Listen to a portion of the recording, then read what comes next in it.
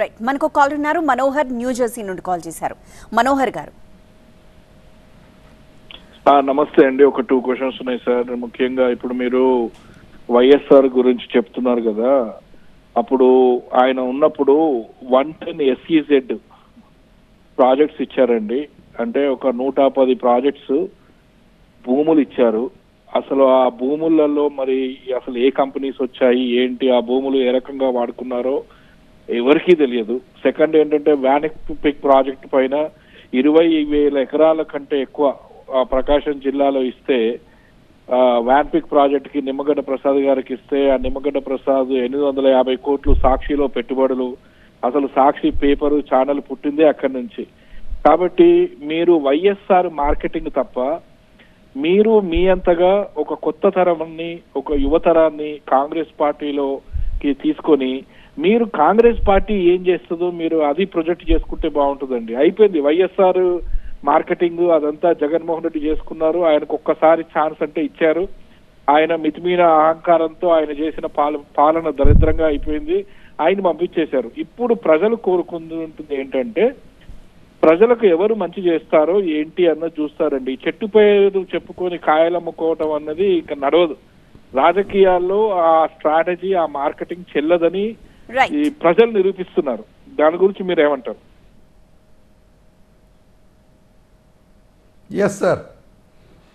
Sir మీరు అన్నట్టుగా SEZకి సంబంధించినటువంటి దానిలో మీరు చూడండి, కావాలంటే శ్రీ సిటీ నెల్లూరులో కానీ మన నెల్లూరు జిల్లాలో శ్రీ సిటీకి సంబంధించినటువంటి దానిలో అపారమైనటువంటి అనేకమైనటువంటి పరిశ్రమలు తీసుకొచ్చి శ్రీ సిటీని స్థాపించి ఈరోజు కూడా అనేకమైన పరిశ్రమలు అనేక వేల మందికి ఉపాధి అవకాశాలు కలిగించినటువంటి పరిస్థితి. మీరు అన్నట్టుగా వాన్పిక్ ద్వారాగా అంతర్జాతీయ స్థాయిలో ఒక అభివృద్ధి చేయాలనేటువంటి ప్రయత్నంలో భూములు ఆ రోజు ఉన్నటువంటి పరిస్థితులు కేటాయించింది.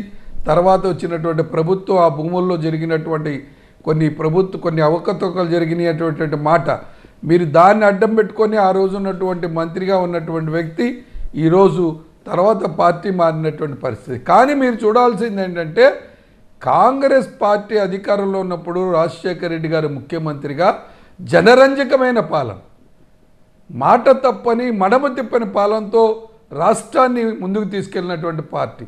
ఇవాళ మీరన్నట్టుగా ఆయన పేరు చెప్పుకొని, చెట్టు పేరు చెప్పుకొని కాయలు కోసుకుంటామంటే ఇవాళ నమ్మరు జనరేషన్ కూడా. ఒక వినూతనమైనటువంటి ఆలోచనలతో ఇవాళ అభివృద్ధి వైపు పరుగులు తీస్తున్నటువంటి పరిస్థితుల్లో దానికి అనుగుణంగా పాలకులు పనిచేయాలి. రాజకీయ పార్టీలు ఆలోచన చేయాలి తప్ప స్వార్థపూరితమైన, ఇప్పుడు మీరు ఒక్కసారి చెప్పండి, పోలవరాన్ని గడిచే 10 సంవత్సరాల్లో కాంగ్రెస్ పార్టీ జాతీయ ప్రాజెక్టుగా అపర సంజీవినిగా దీన్ని కేంద్ర ప్రభుత్వమే చేస్తుందని చెప్పి చట్టంలో పెట్టింది కాంగ్రెస్ పార్టీ. ఇవాళ ఉన్నటువంటి రాజకీయ ప్రాంతీయ పార్టీలు అధికారంలో ఉన్నప్పుడు మేము ఇట్లా చిటికేసి ఇదిగో మా నాయకుడు ఓపెన్ చేస్తున్నాడు అన్నాడు. అప్పుడు జనవరుల శాఖ మంత్రిగా ఉన్నటువంటి తెలుగుదేశం అధికారంలో ఉన్నప్పుడు అది ఆయన పోయాడు, ఆ జనవరుల శాఖ మంత్రి పోయాడు. అప్పుడు చంద్రబాబు నాయుడు గారు ఓడిపోయారు. దాని తర్వాత జగన్మోహన్ రెడ్డి గారు అధికారంలోకి వచ్చారు. జనవరుల శాఖ మంత్రిగా ఉన్నటువంటి అనిల్ కుమార్ యాదవ్ గారు అయ్యప్ప మాలేసుకొని అసెంబ్లీ సాక్షిగా డిసెంబర్ 1వ తారీఖున నేను ప్రారంభిస్తున్నా మా జగన్మోహన్ రెడ్డి గారు అన్నారు. దాన్ని పక్కన పడేశారు. కమిషన్లకు కక్కుర్తిపడి కాంట్రాక్టర్లు దాని స్వరూపాన్ని మార్చేసి ఈ రాష్ట్రాన్ని అధోగతి పాలు చేస్తూ ఉన్నారు. ఇవాళ 8.5 లక్షల నుంచి 10 లక్షల కోట్ల రూపాయలు అప్పు చేసినటువంటి పరిస్థితి. ఇవాళ అటువంటి పరిస్థితిని ఎవరు కాలకులు? ప్రజలు ఆలోచన చేయాలి. కాంగ్రెస్ హయాంలో 2014 వరకు కూడా ఈ రాష్ట్రం స్వర్ణయుగంగా నడిచినటువంటి పరిస్థితి.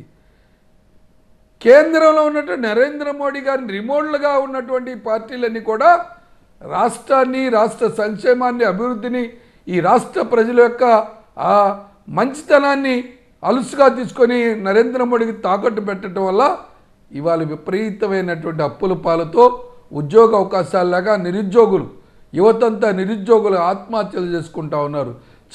చదివించిన తల్లిదండ్రులు కన్నీరు మున్నీరుగా ఏడుస్తూ ఉన్నారు పిల్లలకు ఉద్యోగ అవకాశాలు లేకుండా. మీరు ఇస్తారా, మేము ఇస్తామా, లేకపోతే ఆ పార్టీ అధికారంలోకి వస్తే ఈ పార్టీ వాళ్ళు జైల్లోనో ఈ పార్టీ వస్తే ఆ పార్టీ వాళ్ళు జైల్లో వేయటం తప్ప ఈ రాష్ట్రానికి స్పష్టమైనటువంటి సంక్షేమం నేను ఏకీవిస్తా. చెట్టు పేరు చెప్పి కాయలు కోసుకునే పరిస్థితి ఇవాళ ప్రజలు నమ్మే పరిస్థితిలో లేదు. రైట్. కాంగ్రెస్ తప్పకుండా 2029లో అటు కేంద్రంలో ఇటు రాష్ట్రంలో అధికారంలోకి వస్తుంది. తప్పకుండా ఈ ఆంధ్ర రాష్ట్రాన్ని స్వర్ణయుగం చేయగలిగిన శక్తి ఆలోచన ఒక కాంగ్రెస్ పార్టీకే ఉంటుంది.